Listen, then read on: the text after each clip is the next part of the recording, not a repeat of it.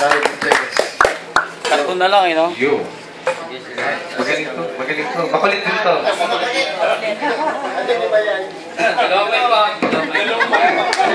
Kung sila daw makulit, ako mas makulit. Tingnan mo nga. Isa na lang. Ay, mahihain So, din. before anything else, thank you for coming, guys. I know this is magkakinain yung oras nyo para pumunta dito. We appreciate that. Even us, dito sa Manila na dumating, sa families who supported us, thank you so much. And ako mahihain din ako kasi although kumakapal yung mukha, once na nagiging basta makapal yung mukha. So, pero yun nga, before I proceed, no, I would like to thank God and honor God and to acknowledge Him for being the one who gives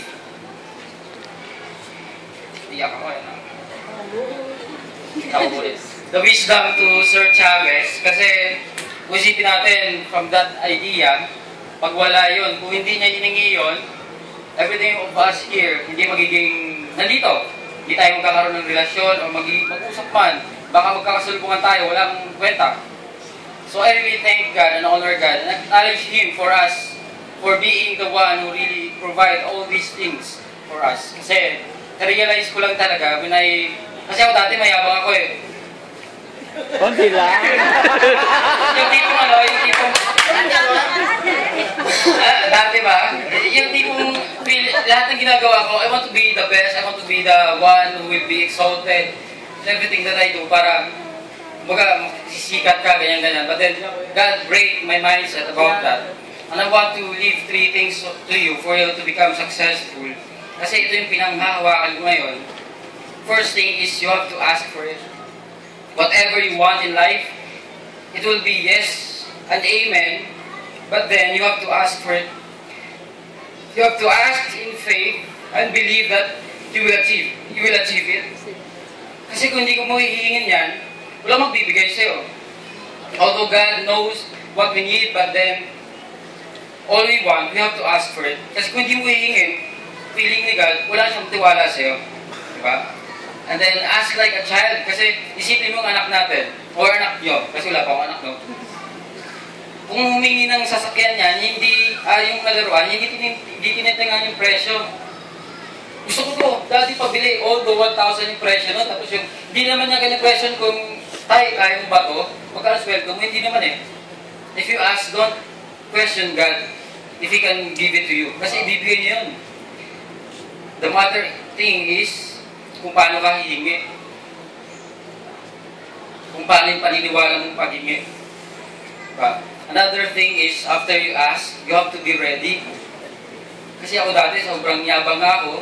Gusto ko, milyonaryo na, para pakita ko, I have my Ferrari, I have my everything, para sabihin ng tao, I want to please people eh. Ganun yung gusto ko. Pero, God is looking for our hearts. If you are ready, kasi minsan, na-realize ko, no, I am so blessed when I am no money, when I have no money. Yun yung tinest sa akin, na inihingi ko lagi, Lord, sabi ko, hindi na ako hingi ng pera, I will ask for you, not for me to be ready for all the blessings na bibigay mo sa akin. Kasi minsan, tingnan yung mga nanalo ng loto, instant millionaire, pero after 3 years, after 1 to 3 years, wala na, ubos na yung pera. Kasi hindi sila ready. So ikaw, kung humihingi ka ng sobrang malaking bagay, pag hindi ka ready, hindi mangyayari sa'yo yan.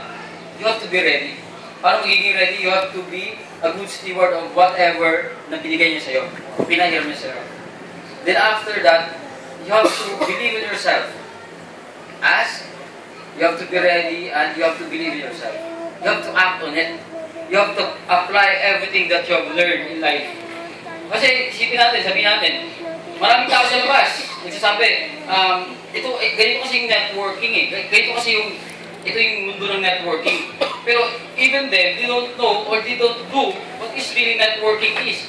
What is networking ba? Networking for me means you have to earn and then you have to teach your people under you to earn as well. Kasi ako dati, na-realize ko, so sobrang yabang ko, gusto ko lang umangat.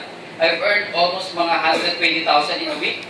Pero down the line, I have my organization earning zero, most of them 90% zero, 5%, 10,000, 5,000. Then, kini-question ko sa sarili ko, am I a good leader? Am I really doing a networking? Hindi eh. Kasi everything is useless kung ako lang kumikita malaki. Kasi networking really means na talaga to help people change their lives. From our mission na sinasabi, transformation of lives. So, hindi mo lang babaguhin sarili mo. You have to change other people's lives also. And you have to do that. There is things na you have to sacrifice. Sacrifice means letting go of good things for the better one. Ano ibig sabihin nun? Kailan mo magpuyat? Ang sarap matulog eh. That's a good thing. Pero kailan mo magpuyat? You have to do that.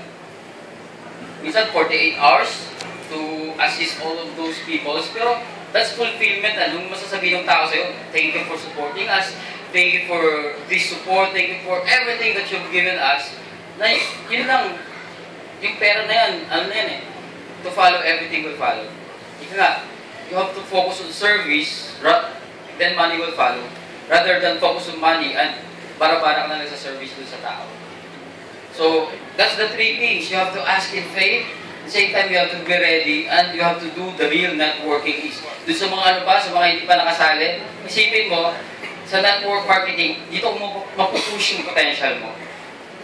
Sabihin ko sa inyo, dito mapupush potential mo. Everything na kaya mong gawin, mailalabas mo as long as you really believe in yourself. So, thank you, sir, for everything that you've done. And ito, sabihin ko lang sa inyo, guys, it's just a matter of time na nandito kami. 7 months, 700,000, 4 months, 165,000. Ako, di ko alam. So, isipin nyo, months of hard work, months of sacrifice, this will be your future. Magsasalita kayo sa harap. Wherein, masasabi nyo na I am successful because kasi you deserve it. Nagsakripisyo ka. Pero minsan kasi ang iba sinasabi, ba't ang tagal ko yumaman? Ba't sabi nila, yayaman ka dito, yayaman ka? Anong ginagawa mo? What are you really doing in your business? Seryosohin mo. At siseryosohin ka rin. Kasi dito sa company natin, whatever you do, whatever your commission is, ibibigay sa'yo. Sino pumipigil sa'yo kumita ng 1 million? Tanong ko sa inyo, wala eh. Kung anong back office mo, yun yung ibibigay sa'yo. So, nandyan na yan. Alam natin yon. So, last point is you have to apply what you've learned. You have to apply the real knowledge. Kasi nga, sabi nila, knowledge is power. Tama? Yes. Pero sabihin ko sa inyo, you have to reconstruct your mindset about that. The application of the knowledge is the real power. That is what we call wisdom.